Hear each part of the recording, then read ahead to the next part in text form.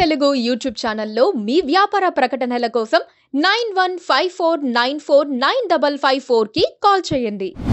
ఇక్కడ చెవళ్ళ ఏరియాలో రంజిత్ రెడ్డి గెలుస్తాడు. రంజిత్ రెడ్డి పక్క.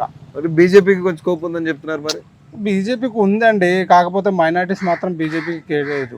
ఎందుకు ఎస్పెషల్లీ మైనారిటీలే? ఎందుకంటే మత చిచ్చులు పెడతారు కదా, అవి ఇట్లా ఇవి ఇట్లా ఎన్ఆర్సీ ఎన్పిఆర్ దాని వల్ల ఎఫెక్ట్ ఉంది బీజేపీకి, లేదనే కాదు, ఉన్న విషయం ఇది. అంటే ఇక్కడ దేశవ్యాప్తంగా అంటారా ఎస్పెషల్లీ మీ దగ్గర?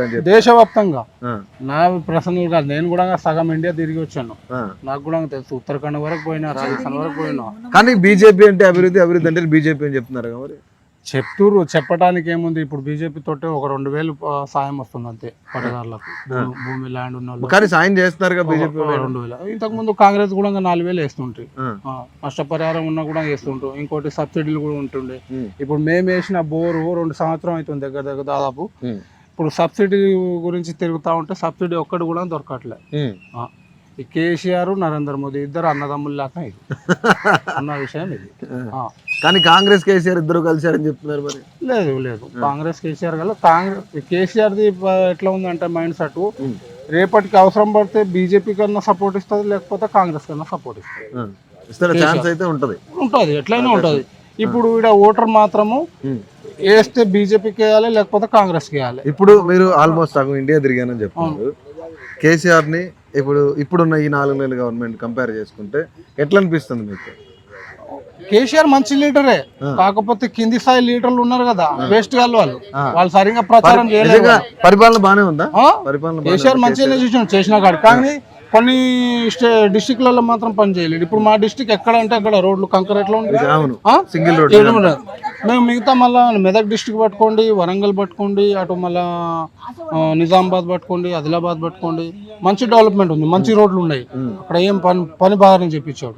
కేసీఆర్ వచ్చినా కొంచెం డెవలప్ అయింది. ఇప్పుడు ఇంతకు ముందు ఇదే నుంచి రంజిత్ రెడ్డి ఉండే, అలాగే కొండ విశ్వేశ్వరరెడ్డి కూడా ఇక్కడ నుంచే గెలిచాడు. వీళ్ళిద్దరు పని చేయలేదు. ఇప్పుడు ఈ ముగ్గురు మీరు అన్నట్లు రోడ్లు వరంగల్ గానీ ఏదైనా రోడ్లు అన్నారు చేయలేరు, వాస్తవానికి చేయలేరు. కేంద్రం నుంచి నిధులు తీసుకురాలేదు, రోడ్లు వేయలేదు.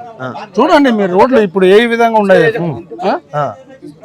మొన్న మేమే మొత్తము భూముల ల్యాండ్ లో అందరూ కలిసి నెత్తికి ఒక 10,000 పట్టుకొని దాదాపు 2 కిలోమీటర్ రోడ్ వేయించుకోవాలి. ఎవరు వేయించుకున్నారు? పట్టేదారులు, భూమి ఉన్నవాళ్ళు. అంటే వీళ్ళు రాజకీయం చేస్తుర్రా? ఎక్కడ పచ్చిగుడ్డి ఉంటే అక్కడ నువ్వు పోతున్నారు. నిన్న ఇప్పుడు కేసీఆర్ తరపు నుంచి రంజిత్ రెడ్డి ఉండే గెలిచిండు, మళ్ళా ఇప్పుడు కాంగ్రెస్ ప్రభుత్వంలోకి వచ్చింది, కాంగ్రెస్ నుంచి రావాలని కాంగ్రెస్ లోకి వచ్చేసిండు. ఉన్నా ఇప్పుడు కాంగ్రెస్ లోకి వచ్చినాక ఇప్పుడు గెలుస్తాడా ఓడుతా అది తర్వాత విషయం. కానీ మేమైతే కాంగ్రెస్ కి వేస్తాం, కాంగ్రెస్ కి రంజిత్ రెడ్డికి వేస్తాం. కానీ పనులు అయితే ఒక్కటి కూడా జరగట్లేదు. ఇప్పుడు 2 కిలోమీటర్ రోడ్డు మేము అందరం పట్టదారులు కలిసి దాదాపు 3 లక్షల పని చేపించాం. ఆ 3 లక్షలు అంటే అందరు నువ్వు 10, నువ్వు 5, నువ్వు 10 అట్లా చేసుకోండి. కాకపోతే ఇది ప్రభుత్వం పనే కదా, ఇది చేయాల్సింది. ప్రభుత్వం చేయట్లే. ఇప్పుడు చెప్పిన వాళ్ళు అక్కడ, ఈడు ఇక్కడ, నువ్వు ఎక్కడ ఉన్నావు, ఈ మత చిచ్చులు, ఈ పార్టీలు, నువ్వు ఎక్కడ ఉన్నావు. అరే భయ్, భారతదేశం పెద్దది ఉంది, కాకపోతే మీరు డెవలప్మెంట్ చేయాలి. రోడ్లు కానీ, నీళ్ళది కానీ, రైతుకు గిట్టుబాటు సరిగ్గా దొరకాలని. ఇప్పుడు పత్తి నేను కూడా అనుకున్నా, నా అనుభవంతో దాదాపు 15 ఎకరాలు పత్తి వేసిన. 10,000కి పోతుందని ఆశతోటి నేను కనీసం 3.5 లక్షలు ఖర్చు పెట్టుకున్నా. లాస్ట్కి వచ్చేసి 6,000 చిల్లర పోయింది. అది ఇంత మొత్తం భాష మొత్తం అంత లోపలే, అంటే మొత్తం పోయినా మొత్తం లాస్. సరే ఇప్పుడు గిట్టుబాటు దొరకలేదు దాదాపు. ఇప్పుడు మన వల్ల మన ఇండియాకి కాటన్ కూడా బాగానే వస్తుంది, అన్ని పంటలు అయితే మంచిది. ఇప్పుడు హిందుస్థాన్ అంటే ఒక సోనియాకి చిడియా అంటారు. అప్పటి నుంచి కాదు, మాకు నిజాం కాలం నుంచి మాకు తుర్కోళ్ళు కూడా అంటారు, మస్జిద్లో కూడా అంటారు, మేము ఇక్కడ హిందూ ముస్లిం కూడా అంటారు. ఇండియా మంచి. ఇందాక ఈ అన్నని అడిగాను నేను, అన్న బొట్టు పెట్టుకున్నాను హిందూ, మీరు ముస్లిం అని చెప్తున్నారు. అన్న ఒక మాట చెప్పారు, మీరు వాళ్ళు నిజంగానే కలిసి ఉన్నారు, బాయ్ బాయ్ కలిసి ఉన్నారు. ఇప్పటి నుంచి కాదు, మా తాత ముత్తాతల కాడ నుంచి కలిసి ఉన్నాం. ఇప్పుడు కొంతమంది చిచ్చు పెట్టే కొడుకులు వచ్చారు వేరే ఊర్లోంచి బతకడానికి వచ్చి ఈడ చిచ్చులు పెడుతురు. మాది ఇతిహాస్ చూసుకోండి, అంటే ఇది ఊరు మొదలు కాకముందు ఎప్పటి నుంచి వంశాలు ఉన్నాయి, ఎప్పటి నుంచి హిందూ ముస్లిం కలిసి ఉన్నారు. ఇప్పుడు కొంతమంది భూముల రేట్లు ఎక్కువ పెరిగినందు ఇప్పుడు వానికి వీడికి తగులుతో పెడతారు, వీనికి వానికి తగల పెడతారు, చిచ్చులు పెడతారు కొడుకులు. హిందూ ముస్లిం అని కొంతమంది అంటారు. దాంట్లో ఇది ఇష్యూ పెద్దగా అవుతుంది. హిందూ ముస్లిం తేడా లేనే లేదు. ఈ నాయకులే చెప్తారు ఒట్టిగా ఇంకా హిందూ ముస్లిం చేయాలి. ఇంతకుముందు అసదుద్దీన్ కూడా అవే చెప్పిండు. అసదుద్దీన్ కూడా రానే రాడు. ఏంటంటే పోనీ ఒక సెంటిమెంట్ అని పోల్ సీట్ లో వాళ్ళకి వేస్తారు అంతే, మాట గురించి వేస్తారు. మెజార్టీ ఎవరి దగ్గర ఎక్కువ ఉంటే వాళ్ళే వీళ్ళు అవుతారు.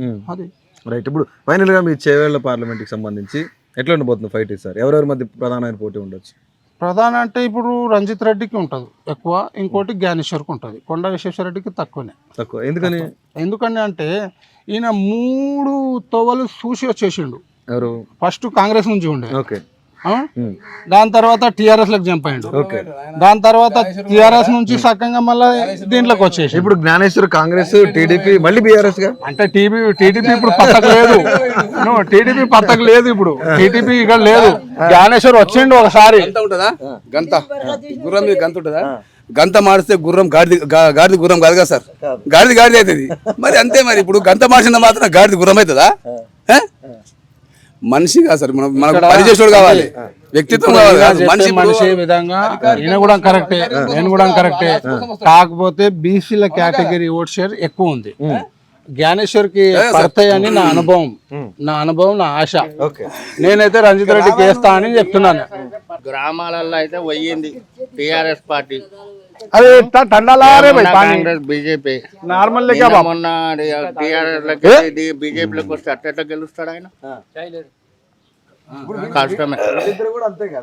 అందరు ముగ్గురు అంతే. మా ముగ్గురు ఎక్కిన బండి మళ్ళీ ఉంటది ఇంకో ఇది కూడా. 2 రోడ్లు చూసినావుగా ఏం పరిస్థితి ఉన్నాయి. 10 ఏళ్ళ టిఆర్ఎస్ ప్రభుత్వం ఏం చేయలేదు.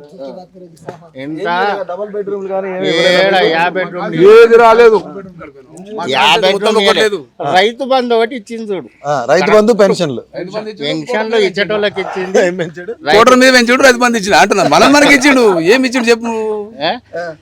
ఇప్పుడు 100 రోజులు మాకు ఇచ్చేది అయితే రైతు బంధు మాత్రం ఎగ్గొట్టేసారు. ఉన్నది చెప్పాలి. రైతు బంధు అయితే ఉన్న రైతు బంధు కూడా పోయింది.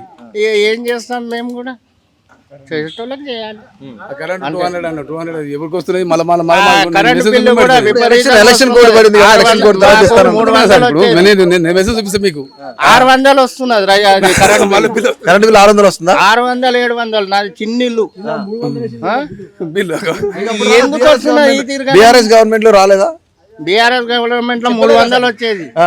అంతకు ముందు కాంగ్రెస్ గవర్నమెంట్ ఉన్నప్పుడు 100 రూపాయలు వచ్చేది. బీఆర్ఎస్ గవర్నమెంట్, నేను కాంగ్రెసే, రామ్మోహన్ రెడ్డి ఫ్యానే, కానీ మేము చేస్తామన్నా చేయలేరు. మాకు బాధ అనిపించదా?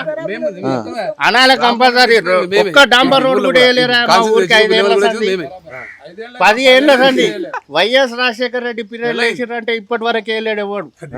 మా ఊరికి రోడ్ వేసే దిక్కులే, మట్టి పోయలేరా గుంతలల్లా, వీకేసుకుంటారు అంత.